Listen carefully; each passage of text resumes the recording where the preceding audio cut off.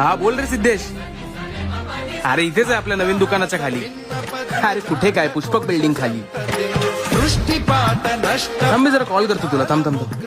हे रोहित रोहित